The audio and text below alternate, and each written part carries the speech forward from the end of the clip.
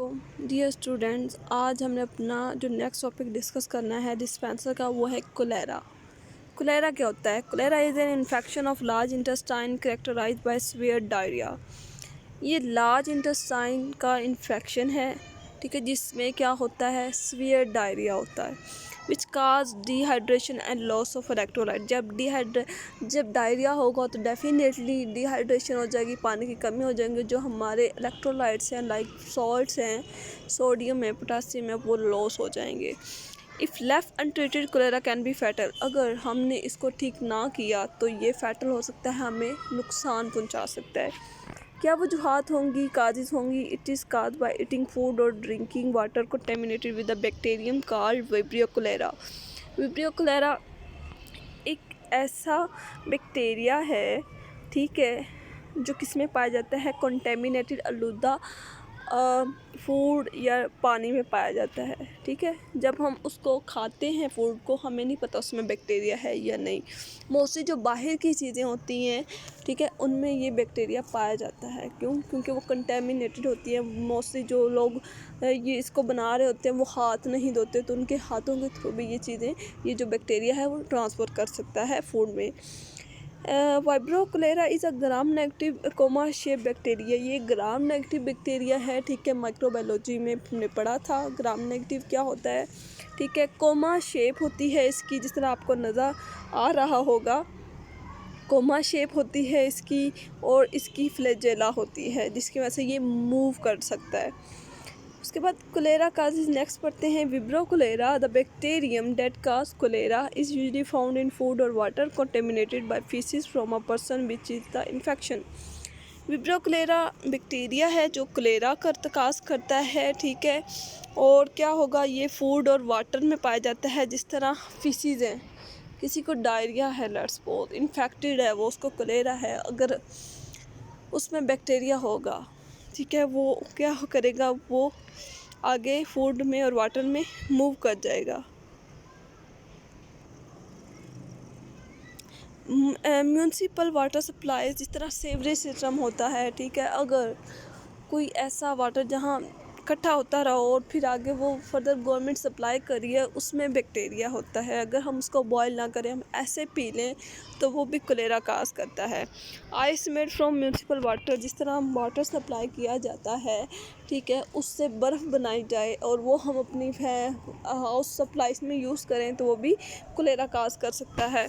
Food and drink sold by street vendors, अगर कोई खाना है, फूड है और ड्रिंक्स हैं जो मतलब फेरी वाले जिस तरह होते हैं, वो अगर करें, वो हम खा लें, तो वो भी यूज़ है। क्योंकि उस तरह जिस तरह फिशेस होती हैं वो भी इसी में आती हैं। Vegetable ground with water contained हाउड होम ह्यूमन वेस्टेज, जिस तरह कोई ऐसा वाटर लुद्दा पानी हमने फसलों को लगा दिया है और वो फसल हम अपनी डाइट में यूज़ कर रहे हैं, तो वो कोलेरा काज कर सकते हैं। रॉ और under cook fish and seafood caught in water polluted with sewage, और जिस तरह अब ये गंदे नाले होते हैं, उससे मछलियाँ अगर हम पकड़ते हैं या कोई और सी फूड हम पकड़ते हैं, उसको हम अच्छे से कुक नहीं करते, तो जो उसमें बैक्टीरिया होगा वो अच्छे से मरेगा नहीं, ठीक है। तो वो अगर हम खाएंगे तो उसकी वजह से भी हैज़ा हो, वो मतलब कोलेरा हो सकता है, ठीक है। क्यों? क्योंकि हमने नोट किया होगा, हम कहते हैं कि इसको कोलेरा हो गया है, ठीक है, लेकिन हमें वजह नहीं पता चलती। तो बेसिकली हमें नहीं पता कि बाहर वाली चीज़ों का और इन सब का, और जिस तरह अगर हम कच्ची सब्जियां अगर खाएंगे तो मतलब अच्छे से कुक नहीं करेंगे, तो वो भी वजह बनती है कोलेरा की। नेक्स्ट है इंक्यूबेशन पीरियड। क्या होता है इंक्यूबेशन पीरियड? उसका टाइम पीरियड होता है कि कितने दिन में वो अपनी सिम्टम शो करता है। फ्यू हॉर्स टू 5 डेज़, कुछ घंटों में जब वो हमारी बॉडी में एंटर होता है, तो उससे 5 डेज़ में वो अपनी सिम्टम शो कर देता है। साइन एंड सिम्टम्स क्या होती हैं उसकी? When a person consume the contaminated food और water, the bacteria release a toxin in the intestine that produce severe diarrhoea. जब ये बैक्टीरिया हमारी बॉडी में एंटर हो जाए कंटेमिनेटेड फूड और वाटर के थ्रू, तो ये एक टॉक्सिन रिलीज़ करेगा हमारी इंटेस्टाइन में, जो वो मल्टीप्लाई होगा, जिसकी वजह से डायरिया हो जाएगा। डायरिया क्या होगा, पासिंग लूज और watery stool more frequently than usual. जो एक यूजुअल में डायरिया होता है उससे ज़्यादा वो डायरिया होगा और लूज वाटरी टाइप का होगा। नोज़िया होगा, वोमिटिंग होगी, उल्टियाँ आएंगी उसको, ये हैज़ा की एक किस्म होती है।